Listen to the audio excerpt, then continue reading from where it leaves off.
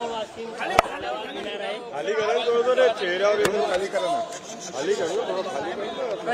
Primary टप्प्यामध्ये कशा प्रकारे वातावरण पाहायला मिळतं विदर्भामध्ये तुम्हाला? विदर्भात महायुतीचं अतिशय चांगलं वातावरण आहे. मी रामटेकचा उमेदवारी अर्ज भरायला देखील गेलो होतो. गडकरी साहेबांचा उमेदवारी अर्ज भरायला देखील आम्ही गेलो होतो.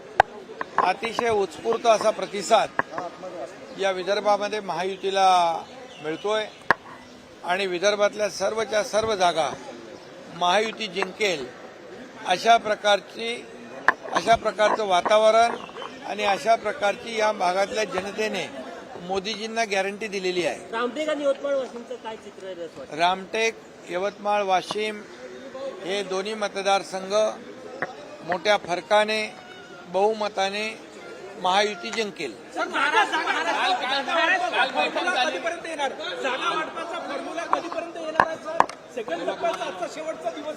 आता 2-3 दिवसामध्येच सेकंड टप्प्याचा देखील जो काही उमेदवारीच्या बाबतीमध्ये निर्णय आहे तोही होईल.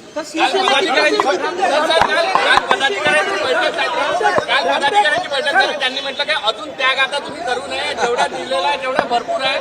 6 जागा तुम्ही गमावल्या असा आरोपही जो आहे आदित्य ठाकरेंनी केलाय. त्यांना दुसरं काय काम आहे का? पदाधिकाऱ्यांच्या बैठका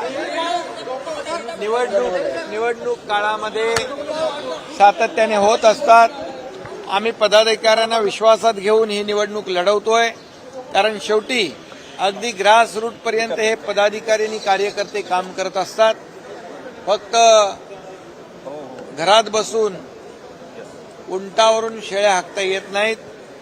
त्याला प्रत्यक्ष फील्डवर जावं लागतं आणि ते आम्ही काम करतोय. नेत्यासकट, मुख्यमंत्र्यासकट, उपमुख्यमंत्र्यासकट, सगळ्या मंत्र्यांसकट आणि सर्व कार्यकर्त्यांसकट आम्ही सर्व फील्डवर काम करणारे लोक आहोत, ग्रासरूटचे कार्यकर्ते आहोत. त्यामुळे आम्ही महायुतीला आज त्यांनी दुसऱ्याच्या घरात डोकावून पाहण्यापेक्षा स्वतःचं काय जळतंय ते पाहावं. आणि आज जे काय त्यांचं 3 महाविकास आघाडी 3 तिघाडाने काम बिघाडा अशा प्रकारची परिस्थिती निर्माण झालेली आहे. 2 प्रादेशिक पक्ष त्यांच्याकडे अजेंडा पण नाही, झेंडा पण नाही. अशा लोकांनी नॅशनल पार्टीची काय परिस्थिती केली आहे, ती नॅशनल पार्टीची काँग्रेस आहे, त्यांनी विचार करावा.